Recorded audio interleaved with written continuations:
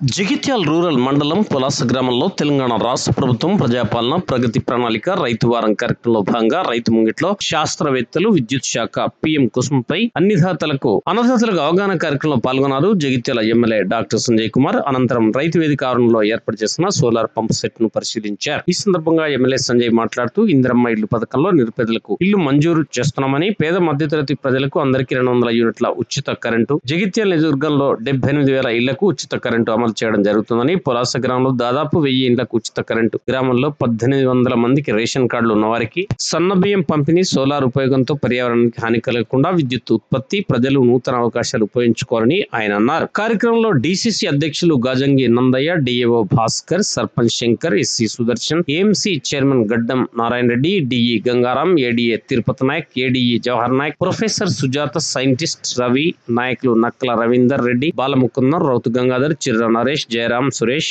గంగారెడ్డి, వెంకటరెడ్డి, భారత భూమయ్య, గ్రామండల నాయకులు, రైతులు, అధికారులు తదితరులు పాల్గొన్నారు. ఎప్పుడైతే గృహజ్యోతి కట్టినప్పటి నుంచి నీరు వస్తుంది, ప్రజల్లోకి వెళ్లిపోయిన గొప్ప పథకం. చిన్న చిన్న లోపాలు కూడా ఉండొద్దనేది ప్రభుత్వ సంకల్పం. ఒకవైపు విద్యుత్ అందుబాటు పెరుగుతోంది, మరోవైపు సామాజిక న్యాయం దక్కుతోంది. రేపుకొని ఆర్థిక అభివృద్ధిని ప్రోత్సహిస్తూ సామాజిక మార్పునకు శ్రీకారం చుట్టింది సర్కార్. విద్యుత్ సబ్ స్టేషన్లు 5 కిలోమీటర్ల పరిధిలో ఉన్న భూములను మాత్రమే పరిగణనలోకి తీసుకుంటారు. ఈ సోలార్ ప్లాంట్ల నుండి ఉత్పత్తి అయ్యే విద్యుత్తును 11 kV లైన్ ద్వారా సబ్ స్టేషన్ కు కలుపుతారు. రైతులు తమ భూమి లభ్యతను బట్టి 0.5 మెగావాట్ల నుండి 2 మెగావాట్ల సామర్థ్యం గల సోలార్ విద్యుత్ ప్లాంట్లను ఏర్పాటు చేసుకోవచ్చు. సాధారణంగా 1 మెగావాట్ సోలార్ ప్లాంట్ ఏర్పాటుకు దాదాపు 3.5 ఎకరాల భూమి అవసరం. ఉత్పత్తి అయ్యే విద్యుత్తును డిస్కంలు ఏకంగా 25 సంవత్సరాల పాటు కొనుగోలు చేస్తారు. దీనికోసం రైతులు మరియు డిస్కంల మధ్య పవర్ పర్చేజ్ అగ్రిమెంట్ అంటే PPA ఒప్పందం జరుగుతుంది. 1 మెగావాట్ దీని వల్ల క్యాన్సర్ అనేది చాలా ప్రబలిపోతుంది.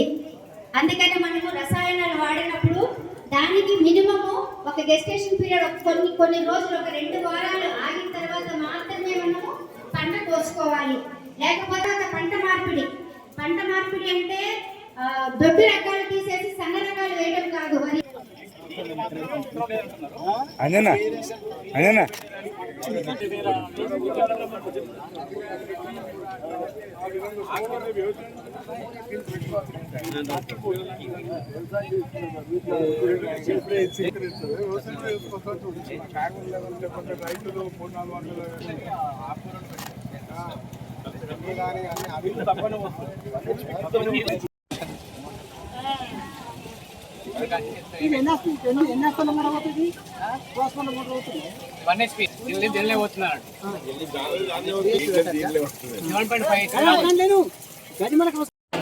కొంచెం ఎందుకు రావా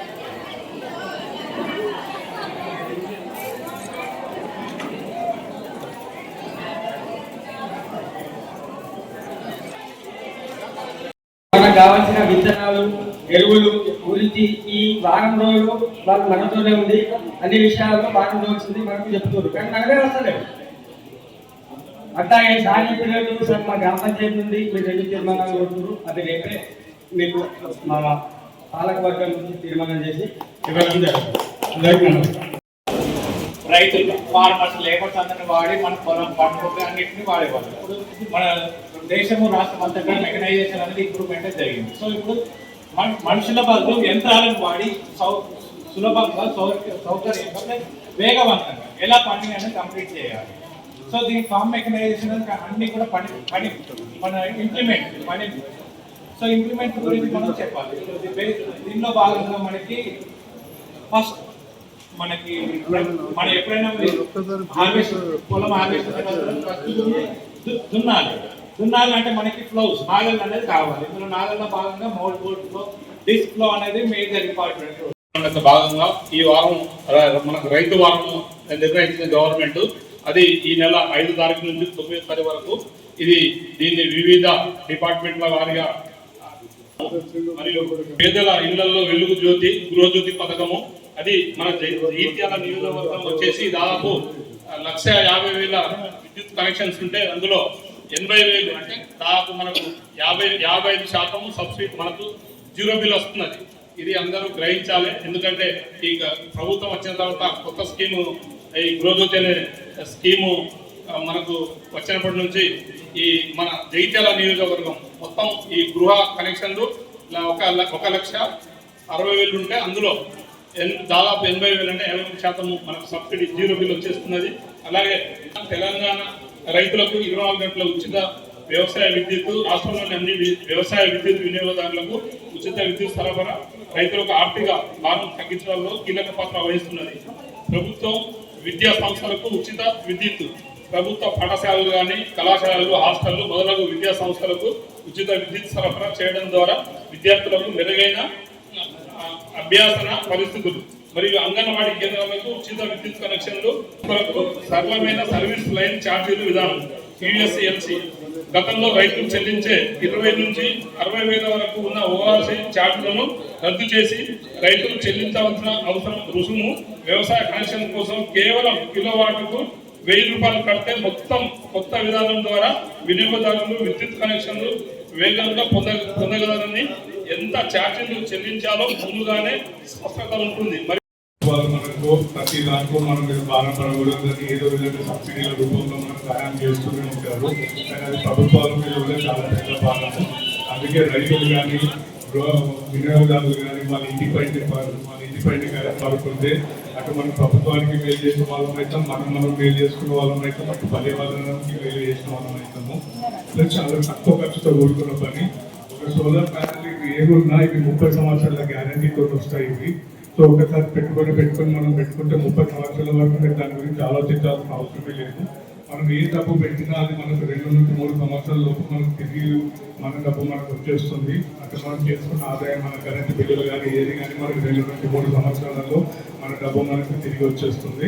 మిగిలిన 25-26 సంవత్సరాలు మనం కంప్లీట్ దాన్ని ఉచితంగానే పొందవచ్చు. మనము పెద్దలు వివరించారు.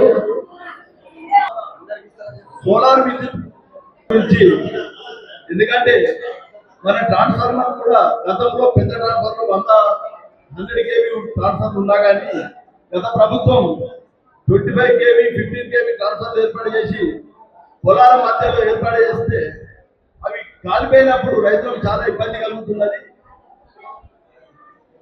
ఎందుకంటే ఒక్కొక్కసారి వారం 10 రోజులు పడుతున్నది. అప్పుడు పంట పొలాలు ఎండిపోయే పరిస్థితి ఏర్పడ్డది.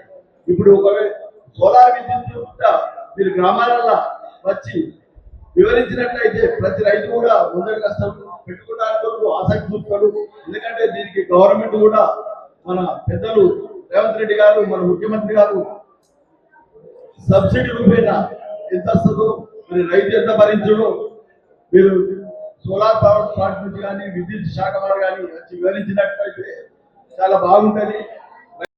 ఏదైతే రైతు ముంగిట్లో శాస్త్రవేత్తల విషయంలో కూడా రైతులు అనేది రైతులకు శాస్త్రవేత్తలు భూసార పరీక్షల మీద అవగాహన కల్పించి ఎప్పుడు వరి పంటనే కాకుండా దానిలో కూడా ఇతర పంటలు పండించడానికి, కమర్షియల్ పంటలు పండించడానికి మీరు సలహాలు ఇవ్వాల్సిందిగా సభాముఖంగా మీకు వేడుకుంటున్నాం.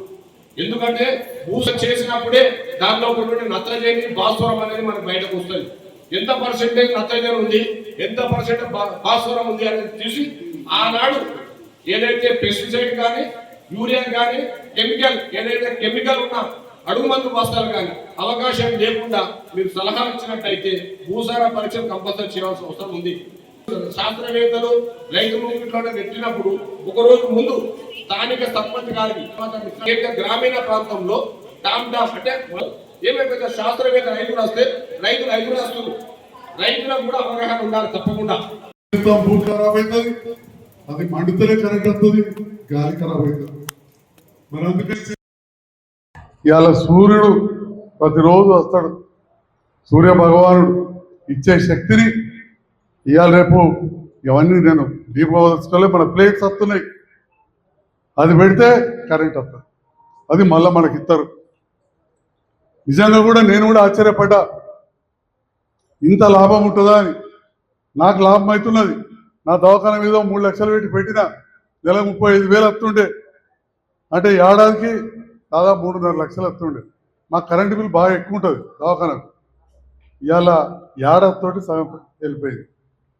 ఇంటికాడ పెట్టిన ఇంటికి మీకేమో ఫ్రీ ఉంటుంది, దవాఖాన దాంట్లో సగం ఉంటుంది. అది 3 ఏళ్ళలో వెళ్ళిపోతున్నారు. ఇప్పుడు కొత్తగా చూపెట్టారు మా రైతన్నలు ఒక 3.5 ఎకరాలు ఉంటే మొత్తం ఖర్చు అవుతుంది 80% ప్రభుత్వం అవుతుంది, 3.5 కోట్లు ఖర్చు అవుతుంది. అంటే దగ్గర 70-80 లక్షలు పెట్టాలి పెట్టుబడి.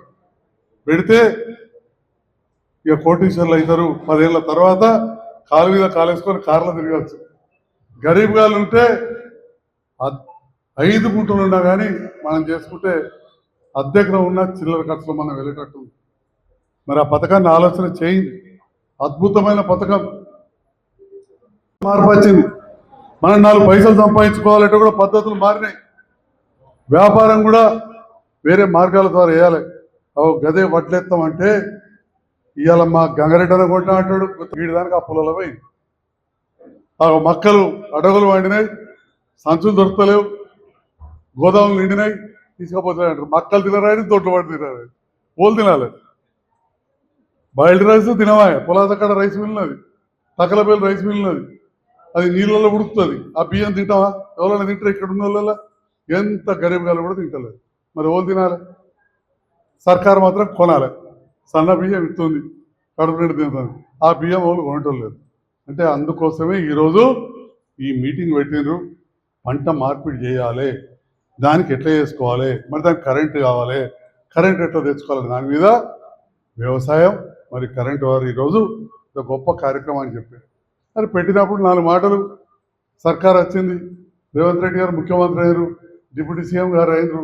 మరి మనం ఓట్లేసి గెలిపించినందుకు ఏం చేస్తున్నాం కూడా కొద్దిగా చెప్పుకుంటారు.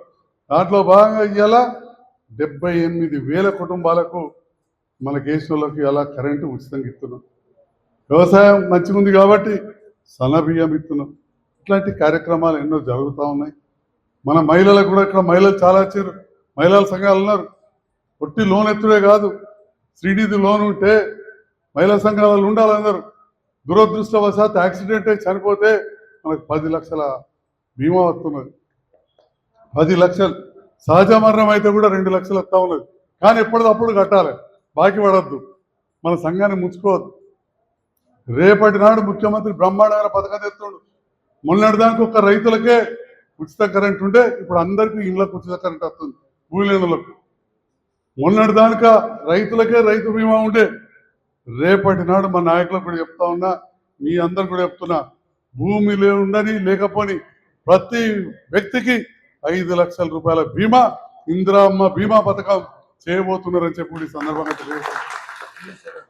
అంటే ఇట్లాంటి మంచి కార్యక్రమాలు ఎన్నో మన ముఖ్యమంత్రి రేవంత్ రెడ్డి గారు ఇందిరమ్మ రాజ్యాలు చేస్తూ ఉన్నారు.